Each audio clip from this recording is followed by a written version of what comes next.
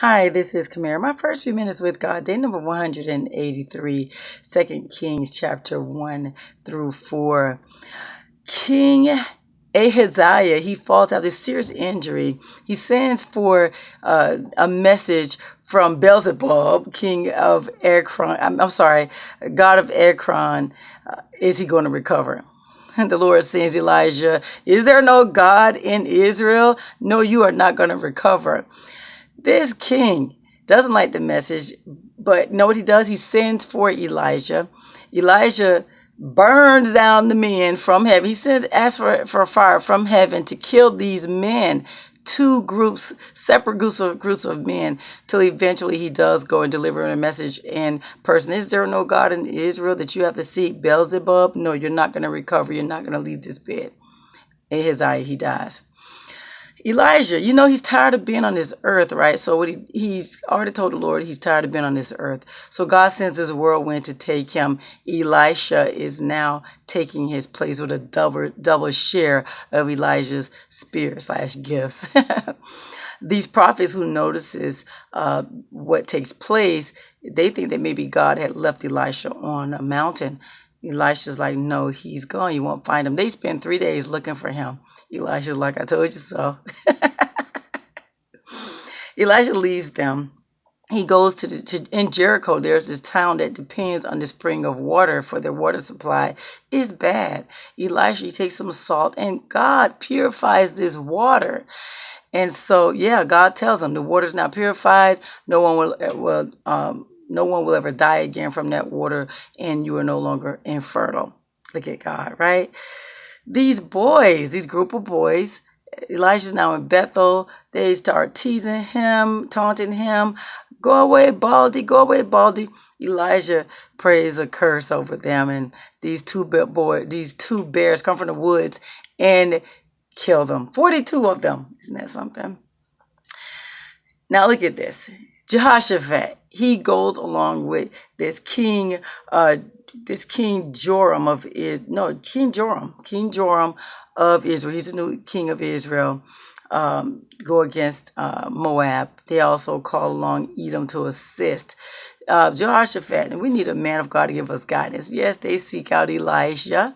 Elisha tell them, I'm only going to help you guys out of respect for Jehoshaphat. So these men are thirsty. They've been walking in the wilderness. These troops, armies, walking through the wilderness for 7 days, no water. Their animals faint. And so they seek Elijah. Elijah helps them out and tells them that God's going to give them water. There isn't going to be any rain or anything. The water's going to spring up. Next day, water springs up enough for all the men and all the animals. From a distance, Moab sees the sun shimmering on the water. They think it's blood. Our enemies have killed themselves. They go and try to collect the plunder. Israel sees them coming and rushes out them, and they do what they do. They slaughtered them. They chased them. They destroyed everything that came their way. Isn't that something? So God is granting them favor all because of Jehoshaphat. Isn't that something? Man of God. And so King of Moab, I don't know what his problem was, but he sacrificed his oldest son. They were being defeated. I had no idea why he did that. So get this. One day this widow woman comes to Elisha for help. Her husband, who was one of the prophets, he died. And now the creditors want to take her son. Elisha tells her to go to her neighbors and get all of their empty pots. All of their empty pots. Close yourself up in your home, you and your sons, and empty your flask into each pot. Oil just coming out of this flask. Pots upon pots. Just keep pouring and pouring. When she's at the last pot, there's nothing. The oil just stopped. And so Elisha tells her, take those pots of olive oil, sell them, pay off your debtors, and you and your sons live off the remainder. Look at God, right?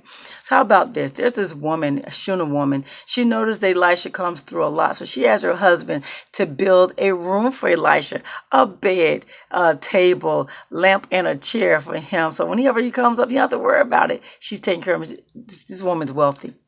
Elijah wants to repay her.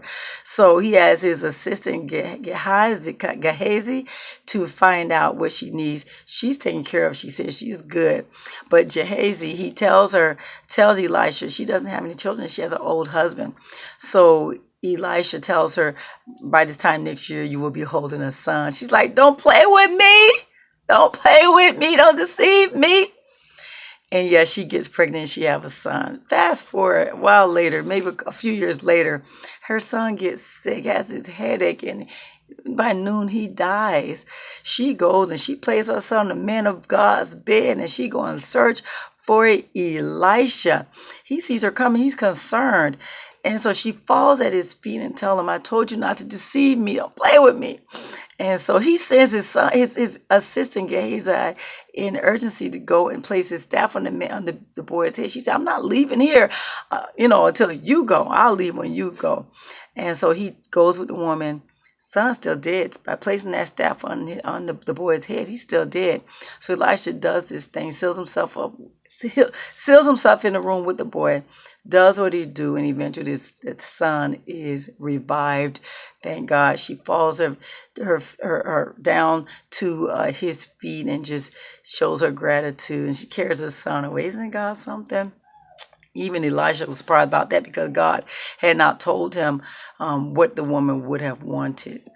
And so nothing that happens is Elisha, he goes with this group of prophets and he tells them to put on stew. What a stew? Someone put in some poisonous herbs and didn't realize it was poisonous. And so Elisha throws some flour in it and heals it and restores the renews the stew, no longer poisonous. Isn't that something? And then there's another thing that happens that I've only really seen in the New Testament, and that's where there's like over 100 people that needs to be fed, and they have like this stack of grain and like 20 loaves of bread to feed these 100 people. Elijah says, feed the people. And so how about all, and he says, this is what God tells him. He says, everyone will eat and there will be leftovers. And that's exactly what happened. Everybody had their fill and there was leftovers. And there you have it, guys. That's day number 183, 2 Kings chapter 1 through 4. You have a God-filled blessed day.